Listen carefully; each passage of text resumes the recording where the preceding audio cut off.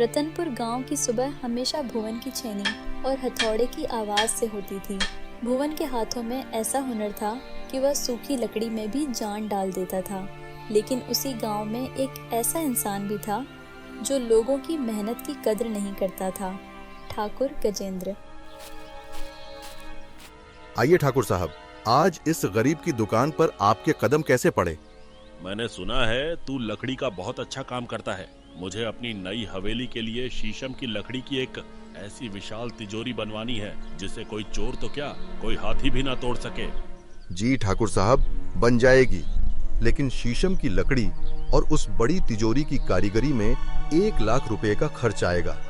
पैसे की चिंता मत कर, तू बस तिजोरी ऐसी बना कि गांव वाले देखते रह जाएं। काम पूरा होने पर तुझे तेरी पूरी रकम मिल जाएगी।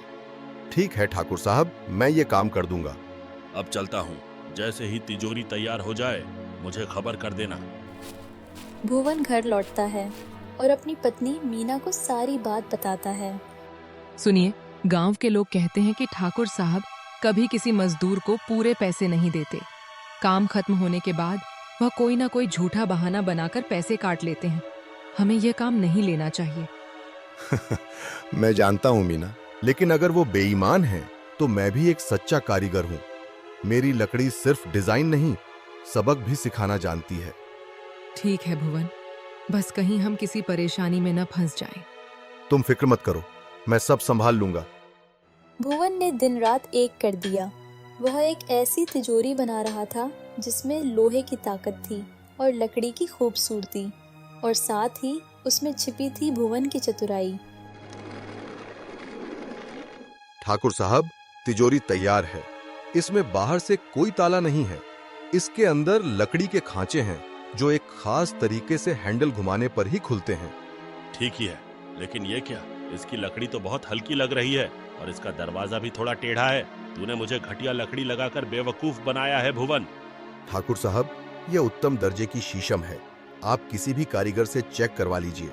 मेरा 1,00,000 रुपए का हिसाब कर दीजिए। 1,00,000? इस कबाड़ के ये ले 20,000 रुपए, बस इतने ही मिलेंगे। लेना है तो ले, वरना मेरी हवेली से बाहर निकल जा। मुझे अपनी मेहनत का पूरा पैसा चाहिए ठाकुर साहब, भीख नहीं।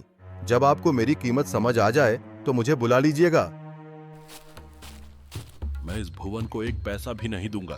तिजोरी तो मुझे मिल ही गई है।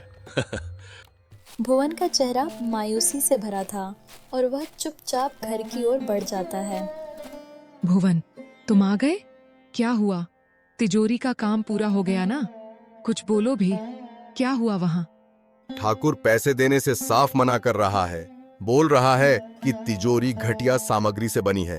लेकिन भुवन, वो तिजोरी तो असली शीशम की लकड़ी से बनाई थी। अब हम क्या करेंगे? इतना नुकसान कैसे पूरा होगा? मीना, डरने की कोई जरूरत नहीं। अभी तो बस शुरुआत हुई है। उस ठाकुर को उसकी औकात याद दिलानी पड़ेगी और वो खुद चलकर मेरे पास आएगा। तुम बस देखती जाओ। ठाकुर अपनी सारी कीमती चीजें और जमीन के कागज उस तिजोरी में सुरक्षित रख देता है। इस तरह कुछ दिन गुजर जाते हैं और एक दिन ठाकुर को अचानक पैसों की जरूरत पड़ जाती है। अरे, ये खुल क्यों नहीं रही? कल तो बिल्कुल ठीक थी।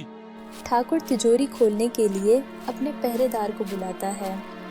पहरेदार, ये तिजोरी खुल नहीं रही। इसमें मेरा जरूरी सामान है, इसीलिए इसे तोड़ दो। ठीक है ठाकुर साहब, अभी तोड़ देता हूँ इसे। पहरेदार पूरी ताकत से तिजोरी को तोड़ने की कोशिश करता है। ठाकुर साहब, ये लकड़ी नहीं पत्थर है, इसे तोड़ना नामुमकिन है। मेरा सारा जरूरी सामान, मेरे जमीन के कागज और पुश्तैनी गहने कल ही मैंने इसमें रख दिए थे। उस मामूली बढ़ई ने जरूर कोई जादू टोना किया है। उसे पकड़ कर लाओ। ठीक है ठाकुर साहब, मैं अभी लाता हूँ। पहरेदार भुवन को लेकर सरपंच के घर जाता है, जहां ठाकुर पहले से ही मौजूद रहता है।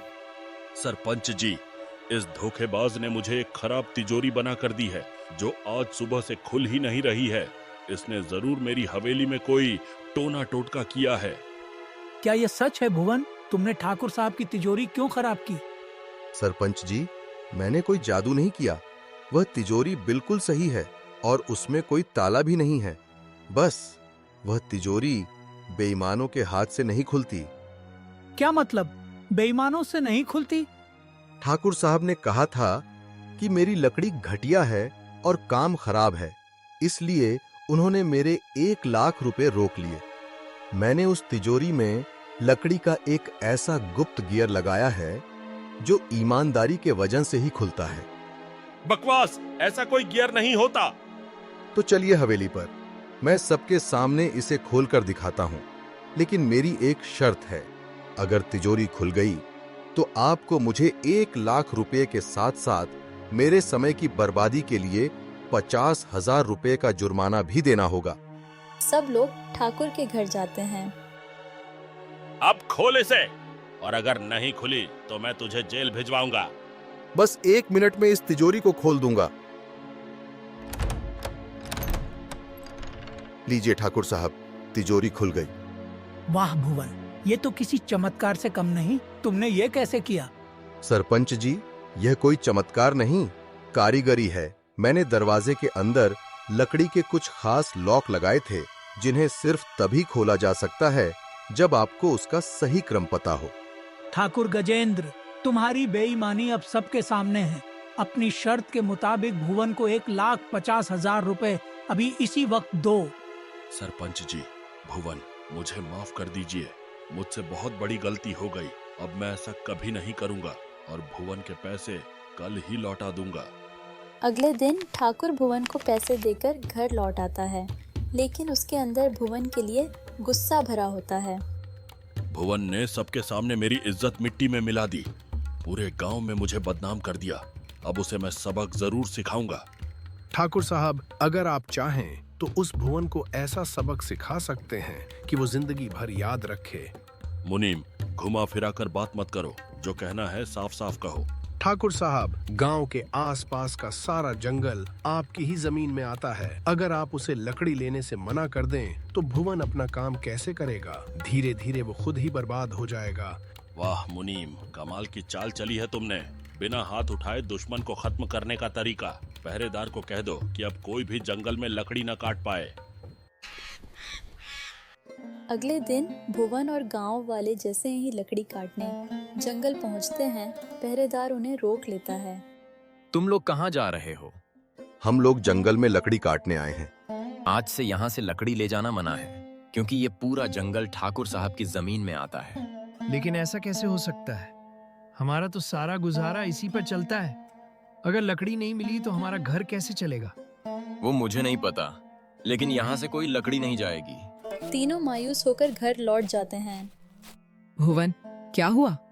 तुम तो लकड़ी लेने गए थे ना, खाली हाथ क्यों लौट आए? ठाकुर ने जंगल से लकड़ी काटना मना कर दिया है। मुझे लगता है वह अपने अपमान का बदला निकाल रहा है। तो अब काम कैसे चलेगा? मीना, घबराने की जरूरत नहीं। मैं हार मानने वालों में से नहीं हूँ। कोई ना कोई काम जरूर कर लूंगा। दिन यूं ही गुजरते रहते हैं और देखते ही देखते 1 महीना बीत जाता है। तभी एक दिन अचानक आसमान फट पड़ता है, तेज बारिश होती है और गांव का इकलौता पुल टूटकर बह जाता है। बाहर मूसलाधार बारिश हो रही थी और अंदर ठाकुर का बेटा तेज बुखार में तड़प रहा था। कुछ कीजिए, बच्चे का बुखार बढ़ता जा रहा है। राधा, घबराओ मत, मैं अभी कुछ करता हूँ। पहरेदार को भेजता हूँ, डॉक्टर को लेकर आएगा। पहरेदार, जल्दी जाओ, डॉक्टर को बुलाकर लाओ। ठाकुर साहब, बाहर बारिश बहुत तेज है और अस्पताल जाने वाला पुल भी टूट चुका है। अब बाहर जाना मुमकिन नहीं है। अरे भगवान, अब क्या होगा? मेरा बेटा बुखार में तप रहा है। कुछ करो पहरेदार, कुछ तो करो। ठाकुर साहब, मैं गांव जाकर सरपंच और बाकी लोगों से मदद मांगता हूँ। शायद कोई रास्ता निकल आए। हाँ, जल्दी जाओ, देर मत करो। मूसलाधार बारिश के बीच पहरेदार किसी तरह सरपंच के घर पहुंचता है, जहां भुवन पहले से मौजूद होता है। सरपंच जी, कुछ कीजिए। ठाकुर साहब के बेटे को तेज बुखार है, उसे तुरंत अस्पताल ले जाना है, लेकिन गांव का पुल टूट चुका है। हाँ, मैं और भुवन उसी के बारे में बात कर रहे थे कि उस पुल को कैसे ठीक किया जाए। तभी ठाकुर भी वहां आ जाता है। सरपंच जी, मेरे बेटे को बचा लीजिए और उस पुल को भी ठीक करवा दीजिए। बाढ़ ने पुल तोड़ दिया ठाकुर साहब। अब इस नदी को पार करने का कोई रास्ता नहीं है। रास्ता है सरपंच जी। मैं इस पुल को 1 घंटे के अंदर दोबारा जोड़ सकता हूँ। मेरे पास एक ऐसा इंटरलॉकिंग डिजाइन है जो बिना कील के लकड़ियों को आपस में जकड़ लेगा और बाढ़ का पानी भी उसे तोड़ नहीं पाएगा। तो बनाओ भुवन, जल्दी बनाओ, मैं तुम्हें मुंह मांगा पैसा दूंगा। पैसे नहीं ठाकुर साहब, लकड़ी चाहिए, बहुत सारी, और सबसे मजबूत शीशम की लकड़ी। लेकिन आपने तो मुझ पर पाबंदी लगा रखी है और इतनी जल्दी जंगल से लकड़ी काटी भी नहीं जा सकती। लकड़ी मिलेगी भुवन। मेरी वह विशाल शीशम की तिजोरी और मेरी हवेली के सारे शीशम के दरवाजे तोड़ दो। मुझे अपनी दौलत और घमंड से ज्यादा अपने बेटे की जान प्यारी है। पहरेदार, जल्दी जाओ और सब कुछ तोड़कर यहाँ ले आओ। पहरेदार बहुत सारी लकड़ियां लाकर नदी के किनारे रख देता है। बारिश और तेज बहती नदी के बीच भुवन हिम्मत जुटाकर पुल बनाने में लग जाता है। कड़ी मेहनत के बाद कुछ ही देर में पुल बनकर तैयार हो जाता है। भुवन, तुम्हारा बहुत बहुत धन्यवाद। तुमने इतनी जल्दी पुल तैयार कर दिया। ठाकुर साहब, धन्यवाद बाद में दीजिए। अभी सबसे जरूरी आपके बेटे की जान है। उसे तुरंत अस्पताल ले जाइए। ठाकुर तुरंत अपने बेटे को लेकर अस्पताल के लिए निकल जाता है। समय पर इलाज मिलने से ठाकुर का बेटा धीरे धीरे ठीक होने लगता है। मुझे माफ कर दो, मैंने अपने लालच में आकर बहुत बड़ी गलती की। मैंने गांव वालों को जंगल से लकड़ी लेने से रोका और उसी वजह से तुम लोगों को इतनी परेशानी झेलनी पड़ी। गलती मान लेना ही इंसान की सबसे बड़ी अच्छाई होती है। आज से गांव का हर आदमी जंगल से जरूरत भर लकड़ी ले सकता है। मैं अब किसी को नहीं रोकूंगा और पुल की मरम्मत का पूरा खर्च भी मैं खुद उठाऊंगा। मुश्किल वक्त गुजरने के बाद भुवन एक बार फिर अपनी दुकान पर मेहनत करना शुरू कर देता है।